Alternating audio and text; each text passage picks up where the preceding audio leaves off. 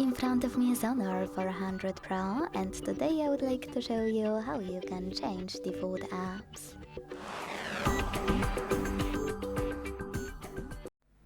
Begin by opening Settings and scrolling down to click on Apps. Then choose Default Apps and tap on one of those sections you wish to manage, like Browser app. Now tap on an app you wish to apply and go back. As you can see, after that my default app has changed. If you want to, you can also scroll all the way down and hit more defaults. Then access all of those.